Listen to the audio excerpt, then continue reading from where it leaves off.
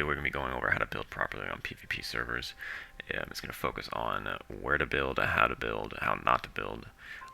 Just because I see a lot of YouTube videos and just people in general building while playing the game, they're just building in absolute dog shit spots, and it'll get them rated within seconds. So again, we're going to be focusing on land bases, pillar bases, ceiling bases, caves, rat holes, pretty much all of it, and just go over what is the best method, what you're really focusing on, whether you're solo, duo, trio, if you're a bigger tribe. But yeah, that's pretty much it. So let's get into it.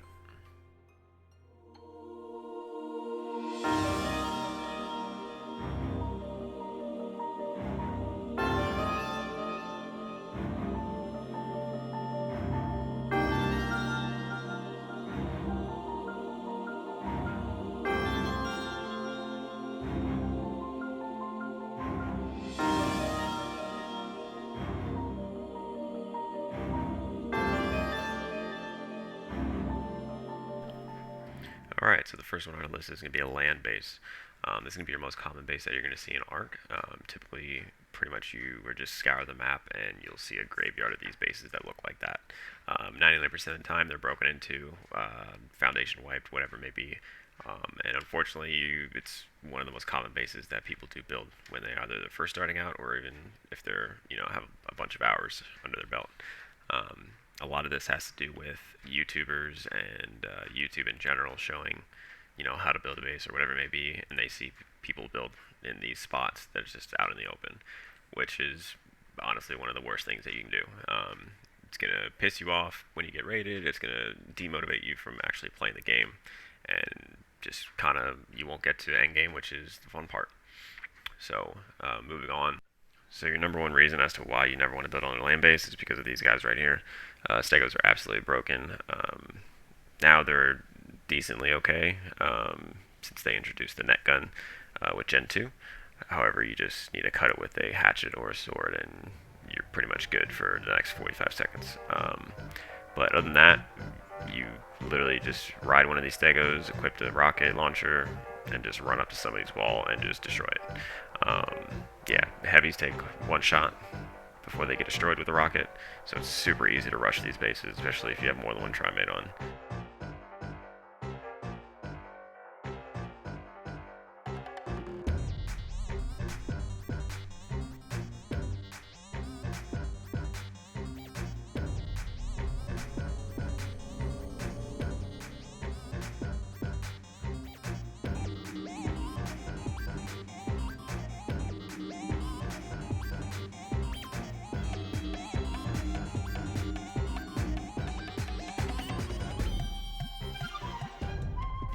Alright, so this is the end of the clip here. As you can see at the top, we're at 54 seconds.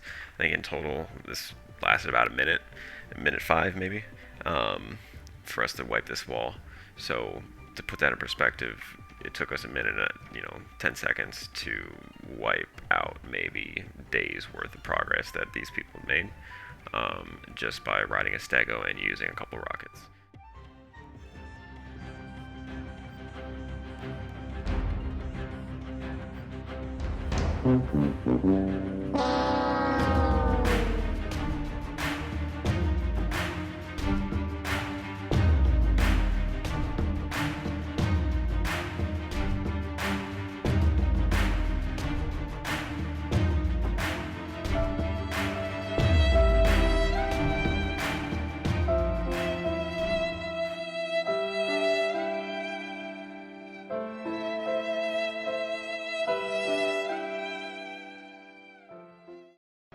It's a trap!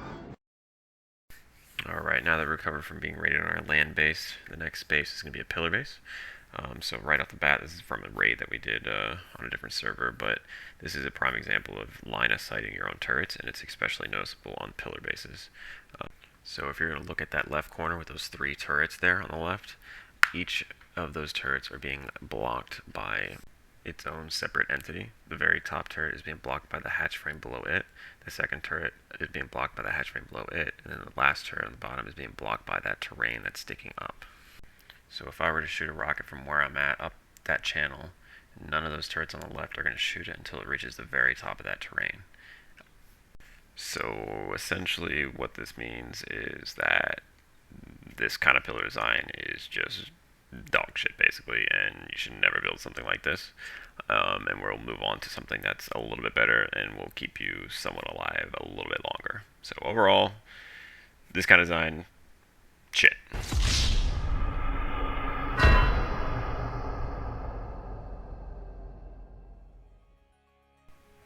Alright, hopped on a single player real quick, did a quick build, halfway done just to show you kind of key features of what a proper pillar base should look like. So when looking at some of these features, the first one's going to be chandeliers, second one's going to be reapers, and the third one's going to be a cage. So jumping into that first section is going to be the chandeliers. This is going to be your main focus of preventing people from line of sighting or grappling or tech suiting up, and kind of line of sighting your main towers. So if these chandeliers and cliff plats weren't there, somebody can just crawl up to the side of that, throw a stego out, do a simple soak, or if you built it wrong, they can just rocket your turrets without them even getting shot. So having these cliff plats and chandeliers around the outside prevents a lot of people from doing that. Now, what I'm showing here is all these little platforms that are kind of scaling up the mountain. The best practice too, if somebody can throw a stego out or any soaker there, kind of switch those turrets on the low so it forces people to build up to your pillar or use a Quetzal. And the next thing regarding chandeliers is when you are building these, be aware of your turret cap, which is 100. So I would only limit it to a max of 4 turrets on each hatch frame. You don't want to put all your eggs in one basket, so you don't want to put everything down low when all they have to do is just soak one side of your pillar, and then they can just, proceed onto the easier part and throwing a soaker up top on the pillar. However, that will lead us to the next kind of line of defense that we have, and that's the Reapers.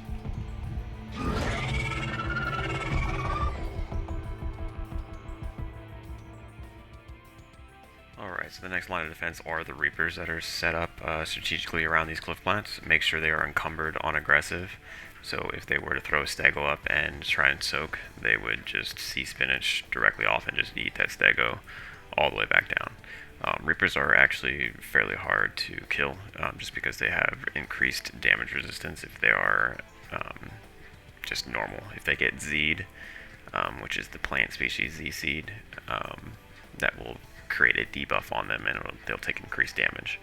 So as long as you have a bunch of these just around the base, pretty much anything that you'll do, boom, just straight off. Super simple, super easy. This will help if you are offline. It will give you an extra layer of defense. If you're online, you can just ride it and just wait for them to hop up with the stego. Alright, so this next little tip is just for anybody who's actually building either a ceiling base or using a cliff plat to actually build their base on. But just keep in mind that if you do not have any defenses down low, or if you're placing turrets on the edge of your cliff plat, you can third person C4 through that cliff plat. So if I'm trying to, destroy that generator up there, I just go to third person and I can throw C4 through that cliff plat onto that gen, or basically anything up there. So if there was a turret, directly up here, I would just throw C4, it would land on top, and I would just blow up that cliff plat, or blow up that generator. Alright, next on the list is going to be our outer cage. This is really good when you want to prevent stego rushing or racer rushing. It will give you just a little bit of time just to make those, few mid-raid defense decisions. Always when you're in the middle of your base as well, put turrets on the ground. Don't put it on foundations. It's way easier to destroy foundations than it is on the actual ground. So keep that in mind when building the inside of your defenses as well. How this is set up, this cage, is everything is on the same foundation support. If you don't know how to do that, just let me know in the comments and I'll show you all how to do that. So as you can see, the hatch frames up top, they don't have any more double door frames leading up to that, so you can just go straight all the way over until that foundation support stops at the very bottom. Alright, so real quick, we're going to hop over to this generator right here. This video is going to show you how to do a vault drop. So essentially what we're going to do is just take a ceiling just one step above where that generator is, and then drop, you can do one vault just directly on top, or you can do 4 to completely cover the entire generator. So just line them up where it covers the front side, and then you're going to want to pick up that ceiling, and then it'll drop all the vaults down to the ground. This is going to be the best way to completely protect your generators, just because they are the most valuable thing in your base, because those are powering your turrets. So do the same thing, rinse and repeat on the other side. This is on unofficial settings to where there's no building restrictions. However, the concept doesn't change. You're just going to have to build up above it. Doesn't matter where you build it, as long as there's a ceiling above where you're going to drop them. And that'll just about cover how to vault drop a generator.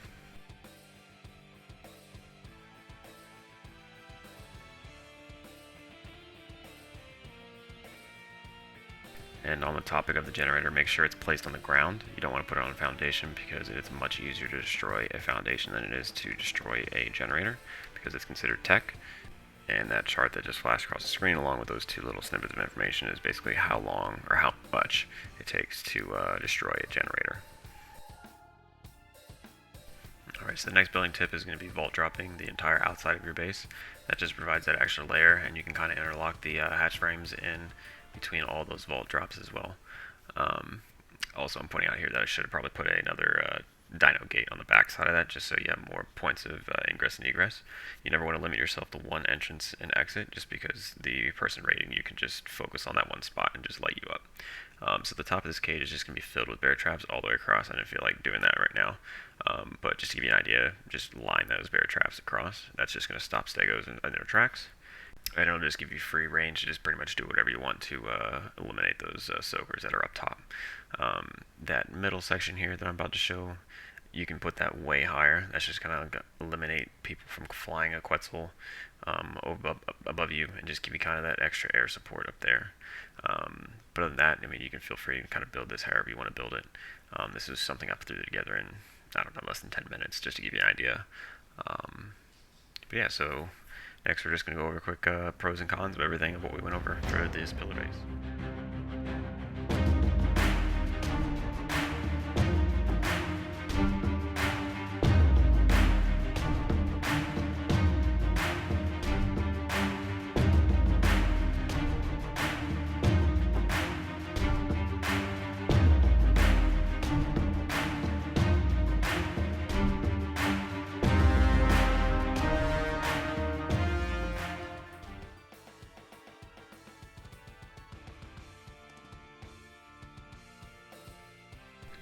Alright, so the next up on our list is going to be ceiling bases.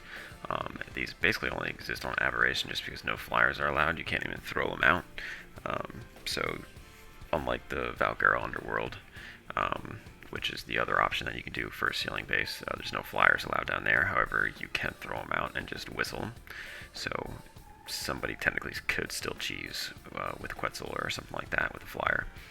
The only advantage to the Valguero Underworld is that there are no skiffs allowed down there, so that is a huge plus. But mainly we're going to be focusing on Aberration, just because that's where most of your ceiling bases are going to be built at. Alright, so let's just jump right into it. So obviously the first thing that you can see with these ceiling bases are they're way off the ground, almost impossible to build up to it, unlike the pillar bases to where you can build up to it. So that's going to be your huge advantage there. Now, however, if you do not put spam around these outside here, somebody could technically build a cliff plat right here and just cannon your entire base. So always make sure to put spam, especially if you're building a ceiling base. And when it comes to soaking a ceiling base, we're going to run through the 3 different options, and they're going to pop up on your screen. The first one is going to be your skiff. It's going to be probably the most common way to raid a ceiling base and the easiest way. Second best option is going to be your gas bag drive-bys. As long as you can clip your head into the wall and just kind of hover in that distance to what you want to soak, it's really easy to soak ceiling bases like that. Third option is going to be your Carcanos method. You're just going to throw stegos or carvos into the base. If you have a trimate on, he can ride the stego with a rocket launcher, and then once he gets close to the turrets, he can just keep shooting the heavies over and over again. And finally, the last option is going to be using a skiff and throwing some cannons on it, and then just cannoning the metal pillars until it just gets destroyed, and it'll just drop that entire chandelier. Alright, so given that one of the biggest pros of it is the height, it's really hard to get in. That's also a con as well, just because you have to leave a spot open for yourself to get in and out. Now, obviously, if you have the TP Ingram unlocked, you don't have to worry about that because you can just TP in and out. However, if you don't, you're going going to have to leave at least some sort of gap or something along those lines to get a dino in and out, or yourself in and out. So it being a con, meaning people can take Bloodstalkers if they want, and kind of finesse their way in as long as they get the right angle, just like that. And they're in. And yes, I know I have God mode on this, and people will probably think that the Bloodstalker will die. However, this right here on the screen is our small tribe's Bloodstalker line, and this is base stats whenever it hatches with 100% imprinting. So you can get these stalkers to like 40k HP. They will not die. However, if you were to try that with tech turrets, you will stop your momentum with the Bloodstalker, so it most likely will not work unless you get the most perfect angle. Alright, so we got a quick little bonus clip for you guys right here. If you're building in Valguero and you want to do a ceiling base on here, you can actually snap to the world border up here. So build a cliff plat right next to the world border, build a foundation and a couple pillars up until you go above that world border. And again, this only works on unofficial. Once you get that pillar above that world border, you create a new snap point to the ceiling. These foundations cannot be destroyed by rockets, C4, nothing. So yeah, you can pretty much go as crazy as you want. You can build anywhere up top now that you have it snapped to the ceiling. So you can go into these trees, you can make a hidden base, or you can just say fuck it and just build a massive ass base on the ceiling.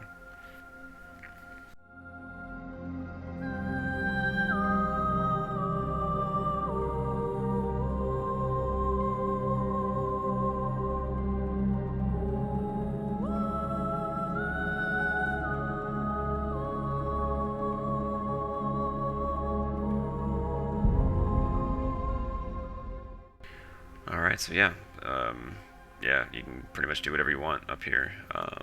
Utilize it. Again, it's only on unofficial. But yeah, that'll be it for the ceiling bases, so we will move on to the rat holes.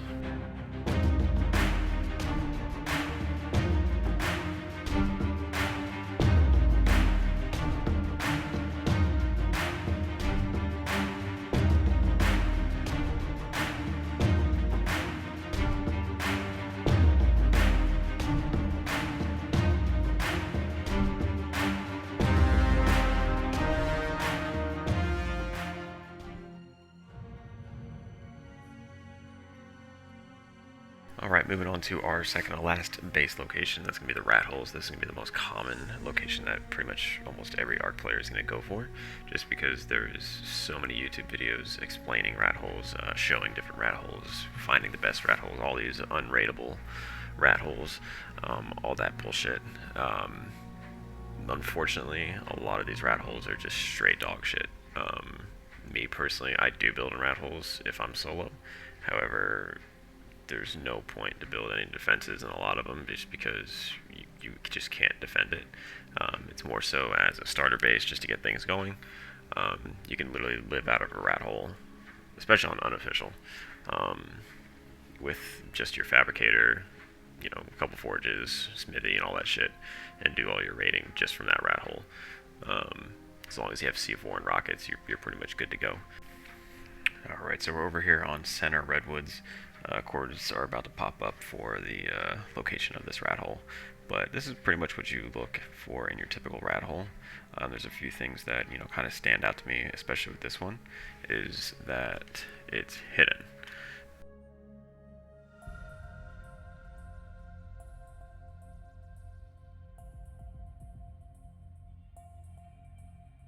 The next point is going to be the lack of defenses. It's very hard to defend a rat hole just because it's so close quarters, and almost every time your turrets will get line of sighted. So it's not worth it putting turrets up or even outside your rat hole, because that just eliminates your pro, which is the hidden aspect of it. So you're kind of eliminating that and throwing that out the window and forcing people to look at your rat hole. Alright, and the last and final point when looking at rat holes is the last con, which is going to be space. Space is super tight, unless you're on unofficial. Yeah, official, it's very hard to build on. There's only a few things that you can probably get away with building in there, unless you find a really big rat hole. Otherwise, on Unofficial, I would say rat holes are probably the best way to go, just because you can fit almost everything in there. Alright, in this next clip that's about to pop up is going to be a sped up version of a raid that we did on center floating islands in the very middle. It's a popular rat hole that just kind of gives you an idea of why these aren't good to build in. And this is actually one of the larger ones where you can actually fit a decent amount of turrets in there. However, these people built it absolutely fucking terrible, so half the turrets in there are getting line of sighted by rockets. So, and this is 99% of rat holes, but yeah.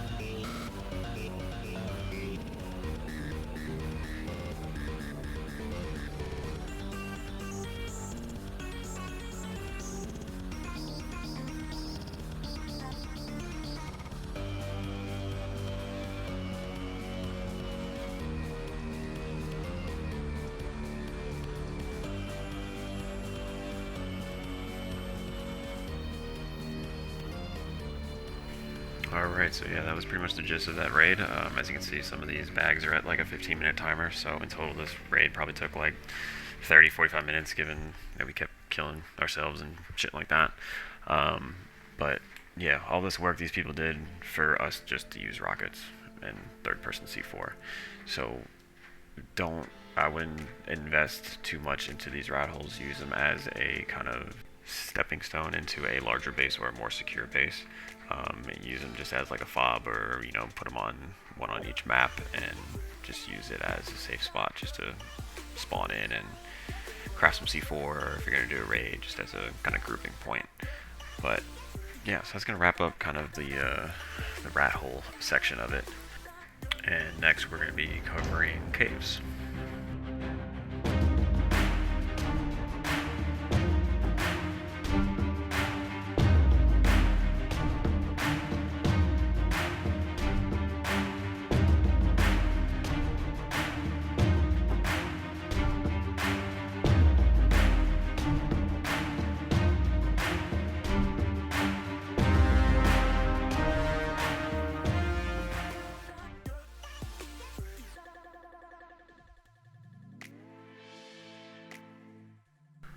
Alright, we finally worked our way to the last building spot, and that's going to be in caves. I'm not going to spend too much time into this, more so just because you're really only going to build in a cave if you have 8 or 10 men or a mega tribe, or stuff like that, just because they're the most sought after. People use them to hold down artifacts, restrict people from doing bosses, all that shit, especially on the center, which is the one that I'm in front of, which is North Ice, and the one behind me, and the Lava Island, which is Pearl Cave. Both hold the artifacts to do center boss. So Alpha tribes always hold this shit down. But basically I'm just going to go jump right into the pros and cons page and just call it a day from there. If you want a big explanation of building in caves and just ins and outs of how to properly build a cave, let me know. I'll do a separate video on that, but in this video, it's already pushing 25 minutes. I'm just going to go over those pros and cons that I typically see just throughout my experience with Ark. So yeah, take a look, and we'll wrap it up here shortly.